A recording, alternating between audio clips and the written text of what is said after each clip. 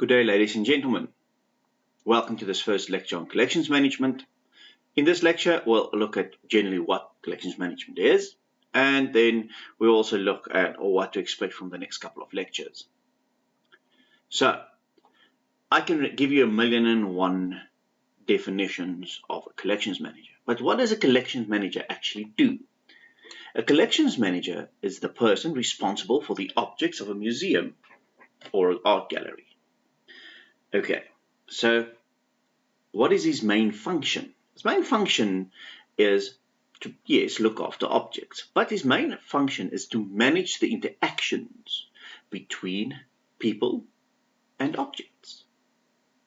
Okay, so the collections manager will be responsible for the object, bringing the object into the museum, and in the end, the object leaving the care of the collections manager.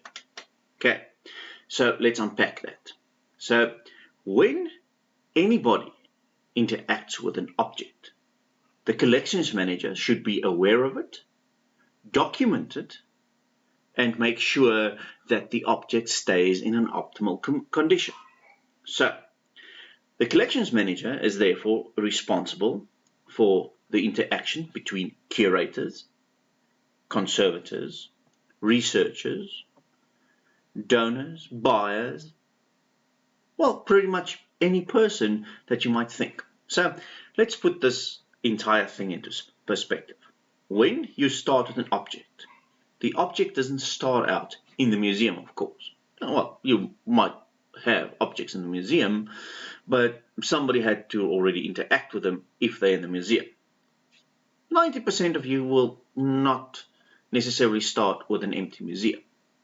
But okay, a collections manager will be responsible for the object from when it enters the museum. In other words, donations, purchases, collecting, buying, the moment it walks through the door. Okay, now this will be discussed in lecture 2, donations, acquisitions. That's the first thing a collections manager is responsible for. He's also responsible for the history, for capturing the history of that donation, acquisition. Okay, so from there, the object doesn't just stay in the museum. It goes through a process, and this process is managed by the collections manager. Some part of the process are done by the collections manager, and the rest of the processes are managed by the collections manager. So firstly, the collections manager after acquisition will be responsible to make sure that acquisition is within the law. That'll also be a topic for a next lecture.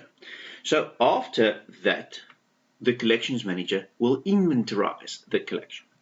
We call that intake documentation. When we get to the topic of documentation, we'll discuss this further quite a bit. You'll get to hate it. Anyway, after that, the object goes to a conservator under the guidance of the collections manager to be done a condition assessment. Ms. McGinn will be the person to talk to more about this topic. From there, it might go to storage or exhibition.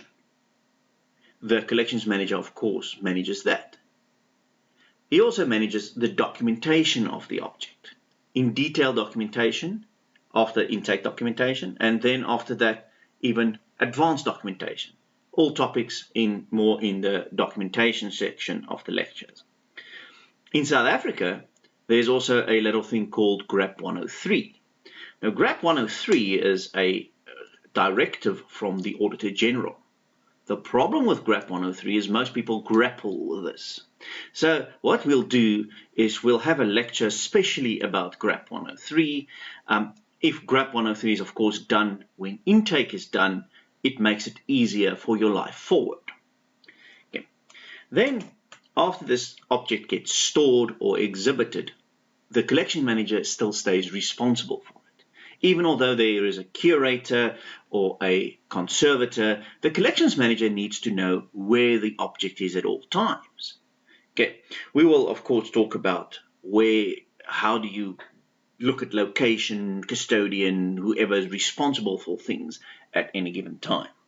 So further lectures we will look at things like insurance. We will also look at storage by itself, and then that part where every museum runs around like a headless chicken, audits. When you get audited, what to do and what not to do. How to do an audit process of an entire museum. I mean, you can think about that. Some museums have hundreds of thousands of objects, and those need to be audited once in a specific cycle. We'll also talk about the cycles of that, because that, of course, will all depend on the size of your museum and how the museum operates. Now, to get back to the interaction with people, so the collections manager will be responsible for when a curator is looking for objects to provide those objects to make sure that they are in the type of condition that they need for example, an exhibition, if they're not, for them to go to a conservator. But that entire process of movement of objects, we call it the life cycle. The management of the life cycle of an object is the responsibility of a collections manager. So if you're a collections manager in small museums, you might be the curator, the collections manager, the cleaner, the security guard, whatever, in the same sentence. But that life cycle and the recording thereof is your responsibility as a collections manager. So it'll be, we normally say the life cycle starts when the object is offered or decided to purchase, when a board decides to purchase or somebody decides to donate. From that moment, the life cycle is managed by the collections manager.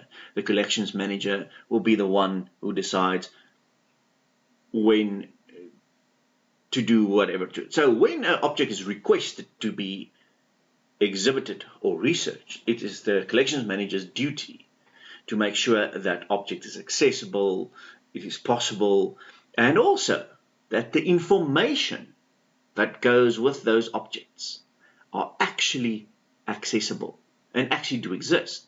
This is a problem in a lot of museums, that this information is not necessarily accessible. It is, in some instances, not even recorded. It is your responsibility to do that. In short, that is the job of a collections manager. See the second lecture. Thank you very much. So, our second lecture will be on acquisitions. The management thereof, not so much, but how do you handle an acquisition? Thank you very much and have a pleasant day.